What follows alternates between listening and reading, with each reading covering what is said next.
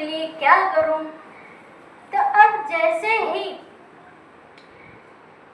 यह सारी बातें उस संत को पता चली तो उन्होंने क्या कहा, तो उन्होंने कहा कि आपका यह हाथ दिखाओ। तो उन्होंने उनकी हस्तरेखा देखी तो कहा कि महाराज आपके इसी जन्म में नहीं, आपके तो 7 जन्म में ही कोई भी संतान नहीं है। तो अब संत की आपके कोई भी संतान नहीं, तो संतान के बारे में आप दुखित ना होइए। तो अब जैसे ही उन्होंने यह सुनी तो सुनते ही आत्मदेव जी बड़े ही और दुखित हुए और पहले से ही टूटे हुए थे और टूट गए। एक जन्म की तो छोड़ो, 7 जन्मों की बता दी आपने। तो अब जैसे ही यह कहा तो वे बड़े ही दुखित हुए, रोने लगे और कहने लगे कि महाराज अभी तक तो मैं कोशिश कर ही रहा था, लेकिन अब तो मैं जरूर मरूंगा। क्यों? क्योंकि आपने एक जन्म के छोड़ो 7 जन्म के बारे में ऐसे कह दिया। और आप अगर इस समस्या का कोई समाधान है तो जल्द से जल्द कीजिए, अन्यथा मैं मरूंगा। तो यह बात सुनकर उस जो संत थे वे बड़े ही दुखित हुए। क्यों? आत्मदेव जी बड़े ही निर्मल थे और उनको समस्त गांव में दूर दूर तक सब जानते थे। तो अब जैसे ही उनकी समस्या सुनी तो संत ने कहा कि देखो तुम ये फल ले जाओ और ले जाके अपनी पत्नी को खिला देना। हम अपने आज तक मैंने जितने भी सत्कर्म किए हैं, अच्छे जितने भी पूजा पाठ किए हैं, उनके फल स्वरूप से आपके संतान अवश्य होंगे, ऐसे मैं आपको आशीर्वाद देता हूँ। अब जैसे ही आत्मदेव जी को वह फल मिली तो वह अपने घर पे आए तो अपनी पत्नी से कहने लगे कि देवी जी आप यह फल खा लीजिए और इनके बड़े ही नियम बताए हैं कि ना तो झूठ बोलना है, न किसी से लड़ाई करनी है, ऐसा कोई भी कार्य नहीं करना है जो सामने वाला इंसान कष्ट में होए। और नियम तो ऐसे ऐसे बता दिए। पता चला कि धुंधली जो उनकी पत्नी था वो तो यही सारे कार्य करती थी। अब वह अभी सारे नियम कैसे फॉलो करे। अब जैसे ही ये सारी बातें बताई तो उन्होंने धुंधली ने कहा ठीक है आप यहाँ पे रख जाइए, मैं स्नान इत्यादि करके मैं खा लूँगी। क्यों? ना तो वो ना स्नान करती थी, न समय पे भोजन करती थी, सिर्फ खड़े होते ही पड़ोसियों घर पे जाती थी, उनका युद्ध मचवाती थी और जब तक युद्ध ना मच जाता उसके मन में शांति नहीं आती थी, सारे के सारे उल्टे कार्य करवाती थी। अब ना तो वस्त्र भी साफ सुथरे पहनती थी, पागलों के जैसे रहती थी और ना तो अपने घर पे रुकती थी, गांव में ही डोलती फिरती रहती थी। अब जितने भी उल्टे कार्य थे सारे कार्य वो करती थी, लेकिन इधर संत ने अच्छे कार्य करने के लिए नियम बताए हैं। अब वो भी एक समस्या हो गई। अब संतान भी चाहिए और नियम भी फॉलो ना करे अच्छे से तो संतान की उत्पत्ति कैसे होगी। तो अब आत्मदेव जी से कहा कि स्वामी ठीक है मैं अपना स्नान करके मैं खा लूँगी, आप रख जाइए, आपके पड़ोस में पूजा के लिए निमंत्रण आया है, आपको उधर जाना है तो आप हो चले जाइए। तो आत्मदेव जी फल को रख के चले गए। इधर अचानक से धुंधली की जो छोटी बहन थी वो आई और धुंधली ने यह सारी बातें अपनी बहन को बताई और कहने लगी कि बहन ऐसी ऐसी बात है कि एक संत मिला था, सो उसने ऐसे ऐसे नियम बताए हैं, अगर संतान चाहिए तो ये सारे नियम करने पड़ेंगे। और तो धुंधली की जो बहन थी सो उसके 1-2 संतान पहले से थी, लेकिन ये धुंधली की थी नहीं और वो पहले से गर्भवती थी। तो उसने कहा कि एक काम कर रही है, तो धुंधली आपके आपके घर में जो गैया है इसके भी कोई संतान नहीं हो रही है, कोई बच्चिया बछड़ा जो भी होते हैं ये नहीं हो रही है, ना तो तुम्हारे घर में तुलसी का पौधा वृक्ष जो भी तुम लगाते हैं कुछ हो ही नहीं रहा है। अगर वो संत की वाणी सत्य है तो तुम ये फल किसको खिला दो, गैया को खिला दो। और जो मैं गर्भवती तो हुई, जो भी मेरे चाहे लड़का हो चाहे लड़की हो वो तुम रख लेना। और हमारे पास धन की कमी है, हमें धन दे देना, तुम्हारे पास तो खूब धन है। तो इधर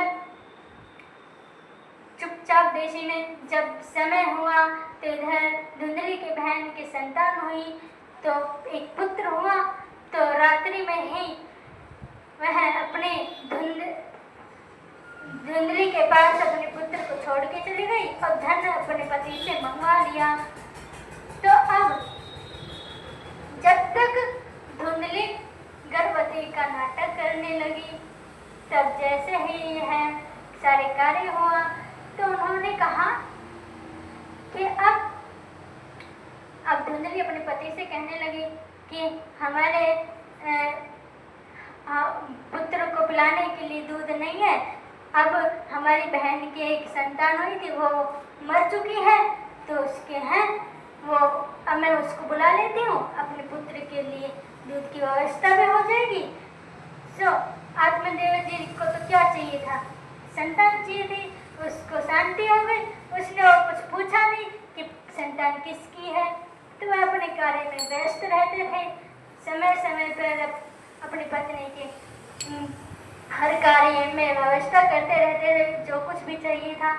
तो अब जो भी उनकी बहन आई तो इधर जो पुत्र हुआ था और इधर जो फल गैया को दिया था उसके भी एक संतान हो गई। तो कैसे हुई, कान तो उसके कैसे थे, गाय के जैसे, लेकिन शरीर कैसा था, मानव के जैसा। तो अब दोनों का नामकरण का समय आया तो धुंधली थी, तो उसने कहा कि ये पुत्र मेरे हुआ है तो मेरे नाम के ऊपर ही मैं अपने पुत्र का नाम रखवाऊंगी। तो अब जो पुत्र हुआ था उसका नाम क्या रखा गया, धुंधुकारी। जो अब गैया की जो संतान हुई थी उसके नाम तो आत्मदेव जी ने सोचा चलो ये अपनी माता जी के ऊपर धुंधुकारी निकला है, तो इधर गैया भी अपने संतान के अपने ऊपर ही रखवा लेगी। तो इधर गैया है तो इसका गोकर्ण निकाल दिया गया। तो अब जैसे ही निकाला तो धुंधुकारी बड़े ही तुष्टि स्वभाव के हुए। जितने भी कार्य उल्टे थे सारे उल्टे कार्य वो करता था। क्यों, मार्ग में जो भी वृद्ध पुरुष मिल जाता था तो उन्हें सही मार्ग न दिखा के गलत मार्ग दिखाकर कुएं में गिरा देता था। बच्चों को जो खेलते रहते थे उनको पकड़ पकड़ के कुएं में फेंक देता था, उनको मारने लग जाता था। तो अब जैसे ही गांव के ये सभी माताओं को ये पता चला कि इसका पुत्र ऐसा है, तो अपने संतान को शांति करने के लिए उनको डराती रहती थी कि शांत हो जाओ नहीं तो धुंधुकारी आ जाएगा। तो सभी समय से सो जाते थे और ये जो गोकर्ण जी थे वह आत्मदेव जी के संग ही रहते थे। अब यह बड़े ही तेजस्वी हो गए, क्यों, ब्राह्मण के संग रहते थे, पूजा पाठ करते ही रहते थे। तब जैसे ही पूजा पाठ करते रहते थे तो उनको सभी मंत्र इत्यादि पूजा पाठ सब कुछ ज्ञान हो गया। तो यह इसको तो समस्त जितने भी गांव वाले थे उनको पूजने के लिए आते थे कि ब्राह्मण के संग रहते थे। तभी तो कहा जाता है कि संग का प्रभाव जरूर पड़ता है। तो जो भी अच्छे लोग हो उनका ही संग करे, फ्रेंड ना बनाए। अगर अपने भविष्य के बारे में अच्छे सोचते हो तो अब जैसे ही यह पता चला तो धुंधुकारी इतना अत्याचारी था कि एक समय वह पांच वैसाओं को अपने घर में लेके आता था और राजाओं के महलों में चोरी घर में जितने भी उनके बर्तन जो कुछ भी थे, सब कुछ बेचकर धन लाकर उनको देता था। अब पराई स्त्री है तो उनको तो भैया धन से ही मतलब है। जो अपने घरों को छोड़िए तुम्हारे घर पे कैसे रुकेगी? भाई संघ का प्रभाव है, जो अपने घर में नहीं रुकी है तो तुम्हारे घर पे कैसे रुक जाएगी? तो यह तो धंधुकारी तो भैया अंधा था, लेकिन उसको यह दिखाई नहीं पड़ा था। तो जैसे यह सारे धुंधली को पता चला तो दुखित होकर क्या किया उसने, कुएं में गिरकर अपनी जान ले ली। तो उसकी माता जी मर गई। तो इधर जो वैसा थी तो उन्होंने उस धुंधकारी को चारपाई पे बांध दिया और उसे मारने का बड़े ही जोर से मारने की बड़ी ही कोशिश की, लेकिन मरा नहीं। तो जलती हुई जो लकड़ी थी उसके मुख में डाल दी। तो अब जैसे ही उसकी मृत्यु हुई, कुछ समय उसकी जो समय था उस पर तो हुई नहीं मृत्यु, जिस समय की उसकी मृत्यु होनी चाहिए थी समय से पहले हो चुकी। तो वह क्या बना? प्रेत बन गया। अब जैसे ही वह भूत प्रेत बना तो अब वह भटकने लगा। अब इधर जो गोकर्ण जी थे वे पूजा पाठ में थे, तो है सभी तीर्थों में आते जाते रहते थे, अच्छे कार्य करते रहते थे। तो इधर जैसे ही यह सारी बातें किसको पता चली? आत्मदेव जी को, कि इधर तो इनकी माता जी मर गई है, इधर उन पराई स्त्री और मेरे पुत्र को मार दिया है। क्यों आत्मदेव जी को अभी तक पता ही नहीं था कि ये इसका पुत्र है कि नहीं है? वो तो अपने पुत्र ही मानता था। तो अब जैसे ही ये पता चला तो वह अपने घर को छोड़कर वन में जाने लगा। तो सामने से गोकर्ण जी आए और कहने लगे कि पिताजी क्या बात है जो आप इतने बड़े दुखित मन से रोते हुए कहाँ पे जा रहे हो? तो अब कहने लगे कि अब मैं क्या करूं, पहले संतान नहीं थी तो रोना आता था, अब है तो रोना आता है।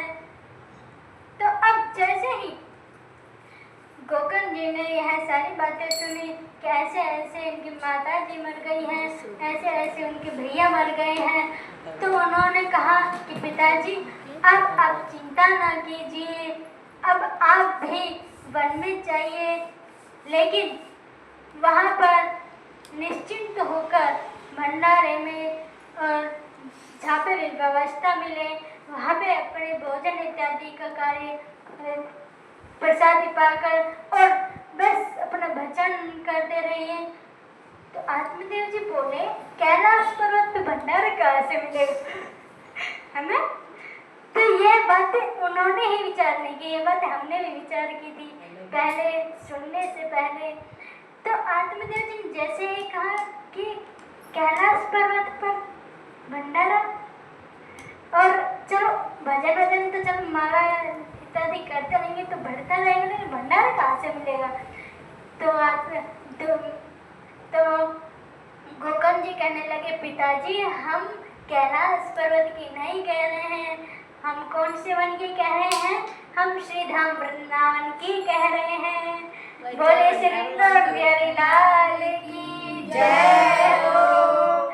तो पिताजी आप निश्चिंत होकर बस आज तक आपने जो भी कार्य किया है बड़ा ही सुंदर किया है, क्यों आपने आज तक कभी भी गलत कार्य किया नहीं है, तो फिर आप गलत कार्य क्यों सहन करें? तो अब आप वृंदावन में जाकर अपने भजन को बढ़ाइए। तो अब जैसे ही यह कहा तो आत्मदेव जी श्री धाम वृंदावन में आकर भजन को बढ़ाए और दसम स्कंद का पाठ कर कर श्री धाम वृंदावन में भगवान श्री हरि के श्री चरणों में विलीन हो गए। उनके भजन करते करते भगवान के श्री चरणों में उनका जो ध्यान था लग चुका था और अंत में भगवान के वैकुंठ धाम में प्रस्थान हो गए थे। बोलो भक्त वत्सल भगवान की जय हो। अब इधर जैसे ही गोकर्ण जी को पता चला कि मेरे भैया की मृत्यु हुई है, तो उनके नाम से समस्त तीर्थों में जाकर पिंडदान किए। क्यों? क्यों गोकर्ण जी को भी पता नहीं था कि मेरा असली भाई है। तो असली भाई हो तो लगे ना। अब गांव के जो भाई होते हैं तो उनके नाम से कोई अगर संकल्प वगैरह करे तो लगे। तो इधर तो उनका असली भाई तो था नहीं, तो उन्होंने खुद जो भी पिंडदान किए थे तो उससे भी उसका उद्धार नहीं हुआ, फिर भी वो प्रेत ही बना रहा।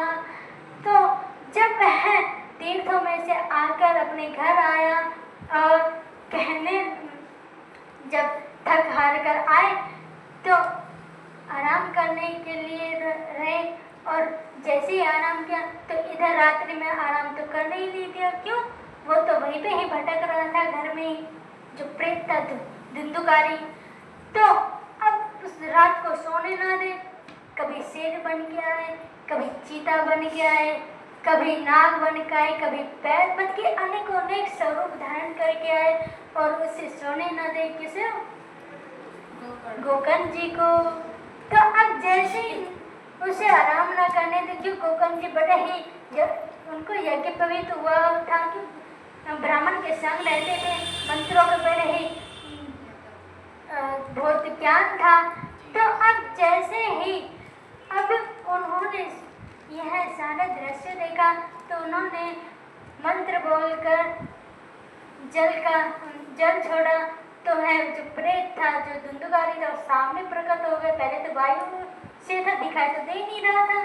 जैसे ही सामने प्रकट हुआ तो उन्होंने प्रार्थना की और कहने लगे कि भैया, मैं तो तुम्हारा भाई धुंधुकारी हूँ, मेरा कल्याण नहीं हुआ है।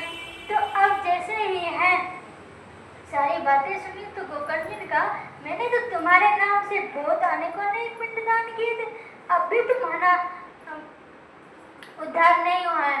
तो अब धुंधुकारी कहने लगे कि भैया, मैं तो आपके जैसा था ही कहाँ पे जो मेरा कल्याण हो जाए। मैंने तो बचपन से ही और आज तक हमेशा ही बुरे कार्य ही किए हैं, कभी अच्छे कार्य, कभी मैं मंदिर में गया ही नहीं, कभी अच्छा कार्य किया ही नहीं जो मेरा कल्याण हो। तो अब जैसे ही यह सारी बातें सुनी और कहने लगे कि भैया, कोई भी कुछ भी करके आप मेरा उद्धार कीजिए।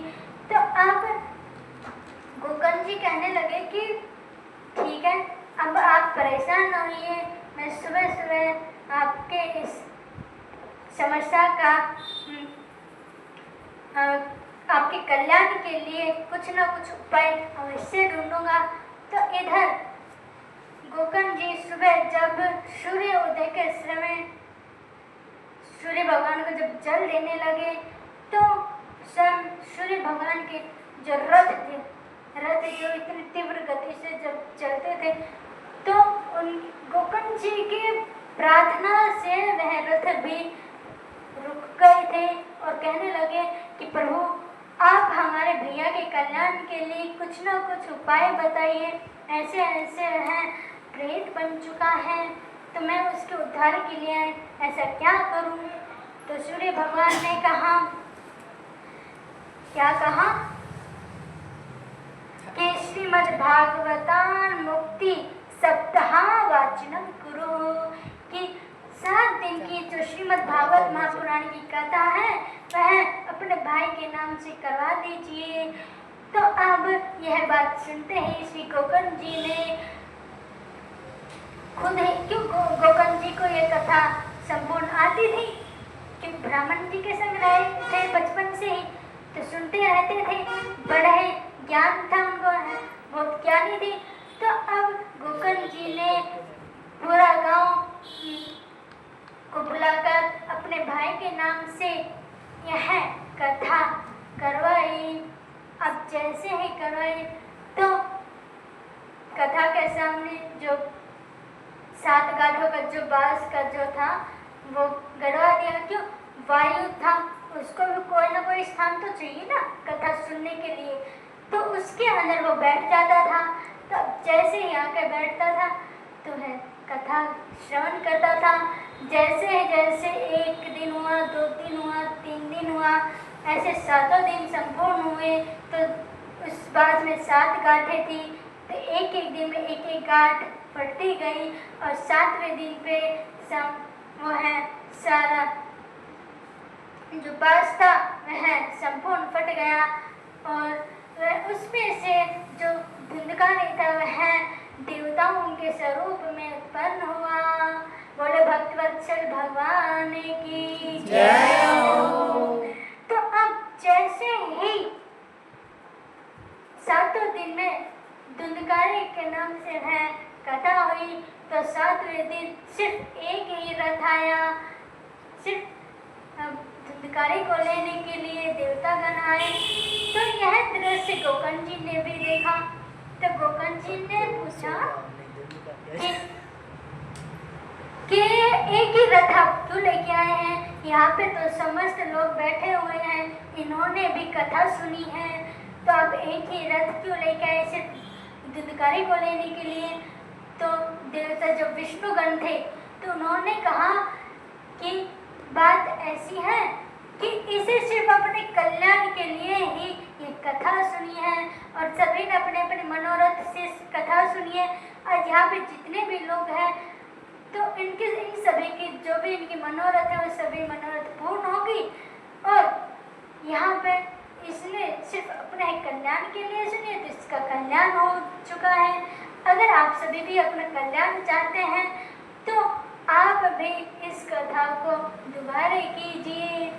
तो सूत जी महाराज